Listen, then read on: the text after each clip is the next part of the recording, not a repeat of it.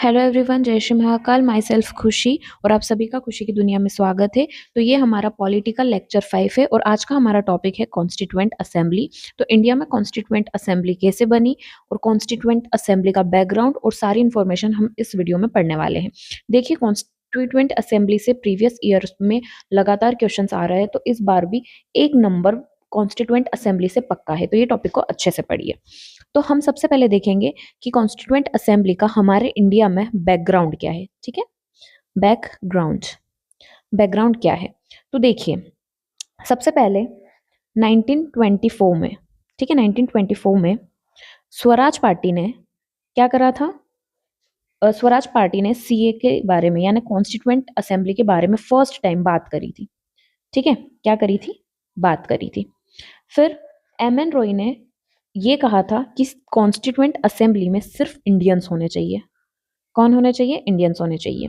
जवाहरलाल नेहरू ने कहा था कि constituent assembly adult franchise based होनी चाहिए। ठीक है, एडल्ट फ्रेंचाइज बेस्ड होनी चाहिए।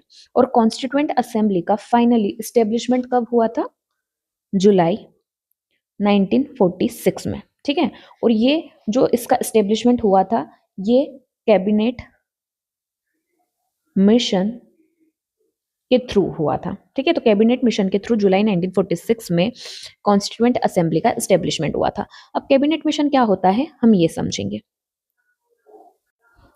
तो देखिए, कैबिनेट मिशन 24 मार्च, ठीक है, कब आया था, 24 मार्च को। 24 मार्च 1946 में इसका अराइवल हुआ था। क्या हुआ था, अराइवल हुआ था। इसमें कितने मेंबर्स थे, इसमें 3 मेंबर थे। वो 3 मेंबर के नाम क्या थे। फर्स्ट थे पैंथिक लॉरेंस, सेकंड थे ए.बी.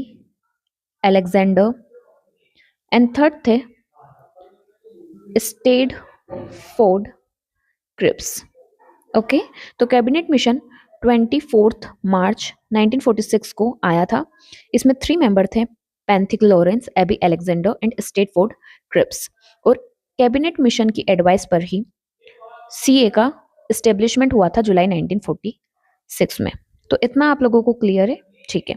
देखिए, हमने अब कैबिनेट मिशन पढ़ा है, तो इसके साथ हम ब्रिटिशर्स ने दो एक मतलब कैबिनेट मिशन के साथ एक मिशन और एक ऑफर, जिसको हम अगस्त ऑफर बोलते हैं, हम वो भी यहाँ पर क्लियर कर लेते हैं।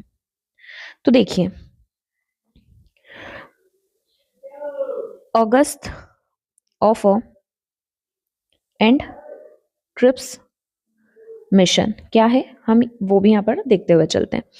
तो अगस्त ऑफर कब आया था, अगस्त ऑफर आया था 1940 में। ठीक है, और अगर हम पर्टिकुलर डेट की बात करें तो 1940 में भी 8 अगस्त को आया था।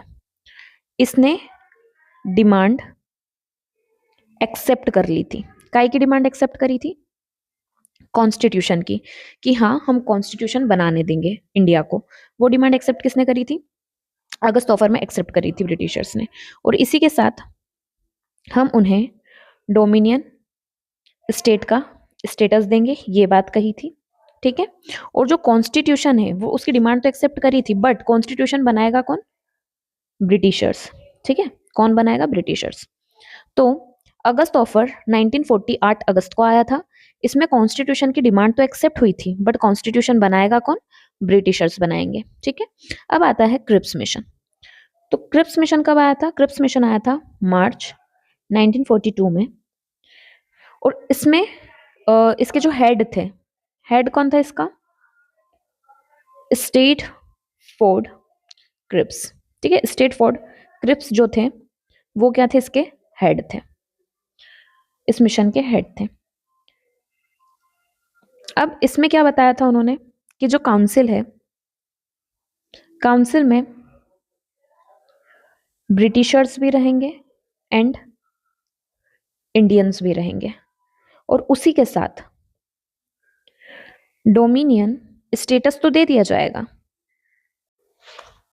लेकिन फ्लैग एंड फॉरेन रिलेशन ये कौन संभालेगा, ये अभी भी ब्रिटिशर्स संभालेंगे। यानी ये अभी भी ब्रिटिशर्स पूरी तरह से हमको आजादी देने के लिए इन्होंने हाँ नहीं बोला। फ्लैग और फॉरेन रिलेशंस जो हैं ये अभी भी किसके हाथों में रहेंगे? ब्रिटिशर्स के हाथों में। तो ये अगस्त ऑफ क्रिप्स मिशन, इनकी डेट याद रखिएगा कब ये आए थे, डेट इंपॉर्टेंट हो जाती है।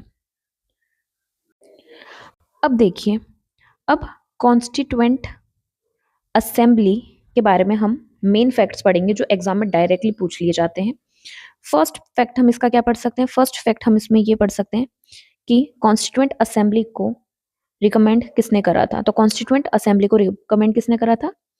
कैबिनेट मिशन के थ्रू। ठीक है, कैबिनेट मिशन। उसके साथ साथ मेंबर इलेक्टेड भी रहेंगे इसमें, कॉन्स्टिट्यूएंट असेंबली में जो मेंबर रहेंगे वो इलेक्टेड भी रहेंगे और नॉमिनेटेड भी रहेंगे। ठीक है, और इलेक्टेड डायरेक्टली इलेक्टेड नहीं रहेंगे, इनडायरेक्टली इलेक्टेड रहेंगे और नॉमिनेटेड भी रहेंगे। उसी के साथ इसमें कम्युनिटी, जो मेंबर्स इलेक्टेड और नॉमिनेटेड रहेंगे वो कौन सी कम्युनिटी से बिलोंग करेंगे? वो बिलोंग करेंगे जनरल कम्युनिटी से, मुस्लिम कम्युनिटी से एंड सिख कम्युनिटी से। ठीक है, और एक सीट यानी एक पर्सन कितने लोगों के कितनी मतलब उसका कितने पॉपुलेशन के प्रपोर्शन में वो एक सीट रहेगी? 10 लाख। ठीक है, 10 लाख जनता पर एक सीट रहेगी। ये इतना इंपॉर्टेंट हो जाता है। उसी के साथ कॉन्स्टिट्यूएंट असेंबली में टोटल कितने मेंबर थे? 389। ठीक है, ये पॉइंट इंपॉर्टेंट हो जाता है, इसको अच्छे से पढ़िएगा। 389 टोटल मेंबर्स थे कॉन्स्टिट्यूएंट असेंबली में। बार बार पढ़िए बट ये नंबर याद रखिए। ठीक है, कितने थे? 389। अब ये जो 389 नंबर है ना, ये भी अलग से हम इसको भी वापस से देखिए पढ़ते हैं। ठीक है, 389 क्या है? मेंबर्स हैं, लेकिन ये 389 मेंबर्स में भी कुछ ब्रिटिश प्रोविंस से हैं, कुछ हमारे चीफ कमिश्नरी प्रोविंस से हैं एंड कुछ हमारे प्रिंसली स्टेट से हैं। ठीक है, तो इसमें ब्रिटिश प्रोविंस के कितने मेंबर थे? 292, चीफ कमिश्नरी से 4 और प्रिंसली स्टेट से 93। ये याद रखिएगा, ये इंपॉर्टेंट है, ये एग्जाम में फैक्ट्स पूछे जाते हैं। ठीक है, मैं इनको स्टार कर रही हूँ क्योंकि पूछे जाते हैं, फैक्ट्स ये पूछे जाते हैं। ठीक है, अब जो 4 चीफ कमिश्नरी स्टेट्स से थे वो कहाँ कहाँ से थे? वो थे हमारे अजमेर, बलूचिस्तान, ठीक है, बलूचिस्तान एंड कुर्ग। ठीक है, कुर्ग एंड दिल्ली। इसे आप याद कैसे करेंगे? इसे आप याद रख सकते हैं ABCD। ठीक है, ABCD यानी अजमेर, बलूचिस्तान, कुर्ग एंड दिल्ली। ठीक है, अब टोटल अगर पूछा जाए कि ब्रिटिश प्रोविंस से टोटल कितने थे, तो 292 और 4 यानी कितने हो जाते हैं? 292 और 4 कितने हो जाते हैं? टोटल 296।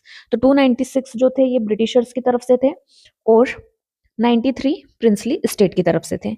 ये याद रखिएगा। इसी के साथ टोटल ये जो हमारे 389 मेंबर्स थे इसमें टोटल वुमेन्स कितनी थी? ठीक है, टोटल फीमेल्स कितनी थी? तो इसमें वुमन, ठीक है, टोटल वुमन भी पूछी जाती है। तो टोटल वुमन कितनी थी? टोटल वुमन थी हमारी 15। ठीक है, 15 वुमेन्स थी। कितनी वुमन थी? 15, जिसमें से एंग्लो इंडियन कितनी थी? 3। 15 वुमन थी जिसमें से एंग्लो इंडियन 3 थी। अब देखिए मैं यहाँ पे आपको 15 के 15 नाम तो नहीं बट कुछ इंपॉर्टेंट नेम है जो मैं आपको बता रही हूँ। वो है सुचिता कृपलानी, अमृता कौर, हंसा मेहता, सरोजनी नायडू, बेगम अजाज, ठीक है, बेगम अजाज और विजयाला पंडित। ठीक है, इसमें देखो 3 तो हमारी एंग्लो इंडियन थी बट एक मुस्लिम थी, ओनली मुस्लिम, ठीक है, ओनली मुस्लिम। तो ये नाम आप बार बार याद करिए। इसमें से ये मैंने आपको सिर्फ 6 इंपॉर्टेंट नाम बताए जिनमें से क्वेश्चन आने के फुल चांस है। सुचिता कृपलानी, अमृता कौर, हंसा मेहता, विजयाला पंडित, सरोजनी नायडू, बेगम आजाज राजिए, और ये सिर्फ मुस्लिम थी, ठीक है, ओनली मुस्लिम। नाउ अब हम इसके साथ क्या देखेंगे, देखो मैं आपको यहाँ पे ना बीच में थोड़ी और चीजें बताती हूँ। वो फैक्ट ये है कि हमारा जो कॉन्स्टिट्यूएंट असेंबली थी ना, जो हमारी कॉन्स्टिट्यूएंट असेंबली थी, इसका सेपरेशन हो गया था, ठीक है, सेपरेशन हो गया था। और ये सेपरेशन किसके थ्रू हुआ था, जो हमारा इंडिया इंडिपेंडेंस एक्ट आया था ना 1947 का, उसके थ्रू सेपरेशन हो गया था। तो फिर जब सेपरेशन हुआ तो हमारी जो इंडिया की कॉन्स्टिट्यूएंट असेंबली थी उसमें टोटल मेंबर कितने बचे थे, 299 बचे थे। अगेन ये एक इंपॉर्टेंट फैक्ट हो जाता है, इसको याद रखिएगा कि after the separation of constituent assembly India had 299 member, ठीक है, 299 मेंबर थे इंडिया में। अब इस 299 में भी, ठीक है, इस 299 में भी 229 और 70, 229 हमारे कहाँ के थे, प्रोविंस के, और 70 मेंबर कहाँ के थे, हमारे प्रिंसली स्टेट के, ठीक है। तो एक बार हम फिर से देख लेते हैं कॉन्स्टिट्यूएंट असेंबली का अगर हम बैकग्राउंड देखें तो फर्स्ट टाइम कॉन्स्टिट्यूएंट असेंबली की बात स्वराज पार्टी ने करी थी 1924 में। एम एन रॉय ने कॉन्स्टिट्यूएंट असेंबली के लिए ये कहा था कि इसमें सिर्फ इंडियंस होने चाहिए। जवाहरलाल नेहरू ने कहा था कि constituent assembly adult franchise based होनी चाहिए, और इसका इस्टेब्लिशमेंट जुलाई 1946 कैबिनेट मिशन के थ्रू हुआ था। कैबिनेट मिशन क्या है, कैबिनेट मिशन 24 मार्च 1946 में अराइव हुआ था। इसमें 3 मेंबर थे, Pethick Lawrence, A B Alexander and Stafford Cripps, ठीक है।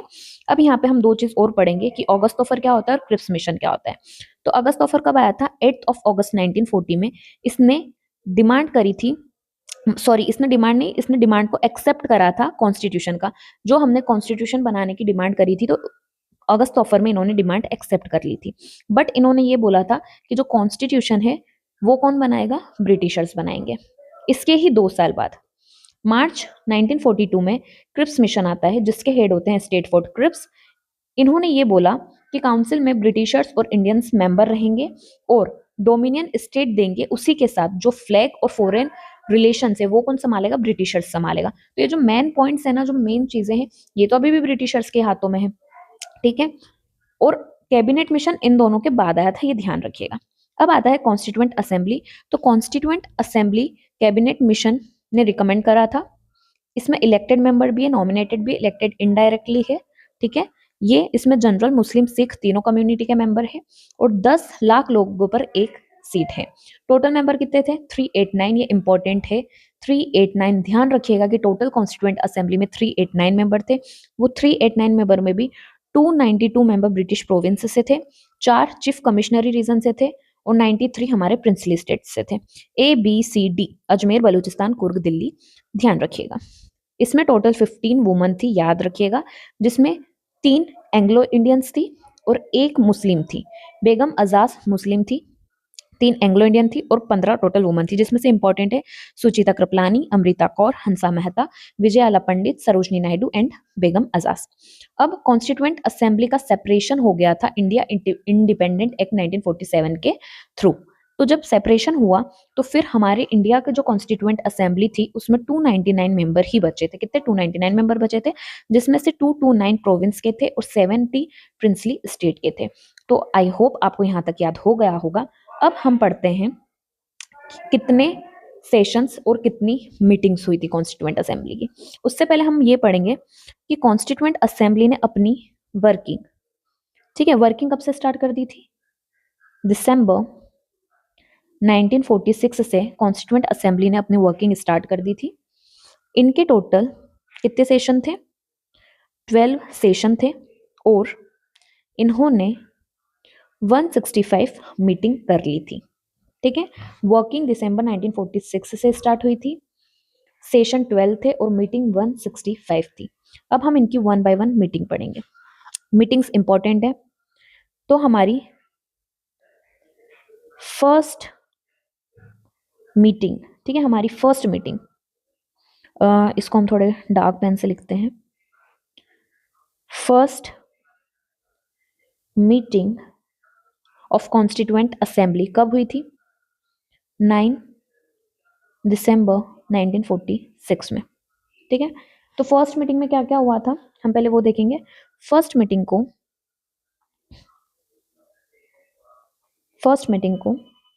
कितने मेंबर ने ज्वाइन करा था? 211, ठीक है। अब बॉयकट कर दी थी बाय मुस्लिम लीग, मुस्लिम लीग ने फर्स्ट मीटिंग बॉयकट कर दी थी। अब देखिए, आप यहाँ कंफ्यूज मत होना कि आपने अभी तो बताया कि कॉन्स्टिट्यूएंट असेंबली सेपरेट हो गई थी। देखिए, कॉन्स्टिट्यूएंट असेंबली 1947 में सेपरेट हुई थी। इससे पहले कॉन्स्टिट्यूएंट असेंबली कंबाइन थी, और ये हम 1946 की बात कर रहे हैं जब इन्होंने मीटिंग स्टार्ट कर दी थी, ठीक है। तो सेपरेशन बाद में हुआ है। अभी मुस्लिम लीग कॉन्स्टिट्यूएंट असेंबली का हिस्सा है। तो मुस्लिम लीग ने ज्वाइन नहीं करा था इनका फर्स्ट मीटिंग, ये याद रखना है हमें। अब देखो, फर्स्ट मीटिंग में क्या करा था? फर्स्ट मीटिंग में चेयरमैन तो होना चाहिए, चेयरमैन होना तो जरूरी हो जाता है। तो इन्होंने टेम्पररी चेयरमैन बनाए थे, ठीक है, टेम्पररी चेयरमैन बनाए थे। तो वो टेम्पररी चेयरमैन कौन थे? उनका नाम था डॉक्टर सच्चिदानंद सिन्हा, ठीक है, सच्चिदानंद सिन्हा। ये क्या थे? ये थे हमारे टेम्पररी चेयरमैन। इसी के साथ टेम्पररी वाइस चेयरमैन भी थे। वो कौन थे? वो थे फ्रंटो एटनोनी, ठीक है, फ्रंटो एटनोनी। शायद मैं सही पढ़ रही हूँ, इसको देख लीजिएगा आप, फ्रंटो एटनोनी। अब आती है सेकंड मीटिंग। अब क्या आती है? सेकंड मीटिंग आती है। तो सेकंड मीटिंग कब हुई थी? सेकंड मीटिंग हुई थी 10th ऑफ दिसंबर 1946। इसमें इन्होंने क्या करा था? इसमें ज्यादा कुछ नहीं, इसमें सिर्फ ड्राफ्ट बनाया था चेयरमैन का, ठीक है, ड्राफ्ट बनाया था चेयरमैन का कि कौन चेयरमैन होगा, कौन वाइस चेयरमैन होगा, और ये सारी चीजें इन्होंने डिसाइड करी। अब थर्ड मीटिंग होती है, ये इंपॉर्टेंट है। थर्ड मीटिंग होती है 11th ऑफ दिसंबर 1946 को। इसमें इन्होंने परमानेंट चेयरमैन बना दिया, परमानेंट चेयरमैन बना दिया। और परमानेंट चेयरमैन किसको बनाया था? राजेंद्र प्रसाद को, ठीक है, राजेंद्र प्रसाद को। उसी के साथ इन्होंने डिप्टी चेयरमैन बनाया था, और डिप्टी चेयरमैन किसको बनाया था? H.C. मुखर्जी। और इनके साथ आपको एक और नाम याद रखना पड़ेगा, ठीक है, H.C. मुखर्जी, और इनके साथ में वीटी कृष्णमाचारी, ठीक है, इनका भी नाम याद रखिएगा, दोनों नाम याद रखिएगा, ठीक है। और इसी के साथ कॉन्स्टिट्यूशनल एडवाइजर भी बनाया था। कौन थे वो? B N Rao, B N Rao. इसे हम ऐसे याद रख सकते हैं बी एन राव को। देखो, बी एन राव यानी अपनी राय दे रहा है, ठीक है, राय दे रहा है। एडवाइस को हिंदी में क्या बोलते हैं? राय। तो बी एन राव अपनी राय दे रहे हैं, एडवाइस दे रहे हैं, तो कॉन्स्टिट्यूशनल एडवाइजर, ठीक है। अब फोर्थ मीटिंग आती है इसके बाद में। फोर्थ मीटिंग कब हुई थी? फोर्थ मीटिंग हुई थी 12th ऑफ दिसंबर 1946, ठीक है। बट इसमें कुछ ऐसा इंपॉर्टेंट नहीं हुआ था। फिफ्थ मीटिंग, ये बहुत इंपॉर्टेंट है, फिफ्थ मीटिंग इंपॉर्टेंट है। Fifth meeting 13th of December 1946 को हुई थी। इसमें देखो, इसमें क्या हुआ था? इसमें ऑब्जेक्टिव रिवॉल्यूशन इंट्रोड्यूस करा था। किसने? जवाहरलाल नेहरू जी ने, ठीक है, बाय जवाहरलाल नेहरू। ये इंपॉर्टेंट हो जाता है। ऑब्जेक्टिव रिवॉल्यूशन इंट्रोड्यूस करा था, किसने करा था? जवाहरलाल नेहरू जी ने करा था। उसी के साथ हमको ये भी जानना जरूरी है यहाँ पे कि ऑब्जेक्टिव रिवॉल्यूशन जो 13 दिसंबर को इंट्रोड्यूस करा था जवाहरलाल नेहरू ने, इसको एक्सेप्ट कब करा गया था? ठीक है, ये एक्सेप्टेड ऑन 22 ऑफ जैन 1947, ठीक है। इसको एक्सेप्टेंस कब मिली थी? 22 जैन 1947। अब हमने ये 5 मीटिंग इंपॉर्टेंट है, ये पढ़ ली। अब हम पढ़ेंगे last meeting. Last meeting important है। Last meeting of constituent assembly जो हुई थी हमारी 24 ऑफ जैन 1950 को। इसमें क्या क्या हुआ था? इसमें कॉन्स्टिट्यूएंट असेंबली को, मतलब constituent assembly as a interim parliament बन गई थी। इंटरिम पार्लियामेंट यानी जब तक इलेक्शन नहीं होंगे तब तक constituent assembly as a parliament work करेगी। उसी के साथ लास्ट मीटिंग में सिग्नेचर हुआ था, तो सिग्नेचर कितने लोगों ने करी थी? 284 आउट ऑफ 299। ठीक है, टोटल 299 मेंबर थे, उसमें से 284 ने साइन करी थी। ये क्वेश्चन भी पूछ लेते हैं, इसलिए इसे भी ध्यान रखिएगा। और लास्ट मीटिंग में ही राजेंद्र प्रसाद को as a president of India क्या करा था? नॉमिनेट कर दिया था। उसी के साथ नेशनल एंथम और नेशनल सॉन्ग दोनों एडॉप्ट कर लिए गए थे। नेशनल एंथम क्या है? जन गण मन, और वंदे मातरम नेशनल सॉन्ग है। ठीक है, ये सारा लास्ट मीटिंग में हुआ था। अब यहाँ पे हम एक चीज और ध्यान रखिएगा कि नेशनल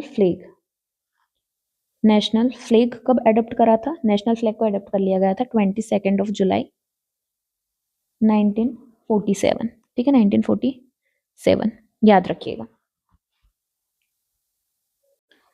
अब हम कुछ एक्स्ट्रा फैक्ट याद कर लेते हैं। ठीक है, अब हम कुछ एक्स्ट्रा फैक्ट याद कर लेते हैं। फर्स्ट फैक्ट है हमारा सिंबल। ठीक है, सिंबल था हमारा लोटस और एलिफेंट। कॉन्स्टिट्यूएंट असेंबली के एक्स्ट्रा फैक्ट हम याद कर रहे हैं। हमारा सिंबल क्या था? लोटस और एलिफेंट। ठीक है,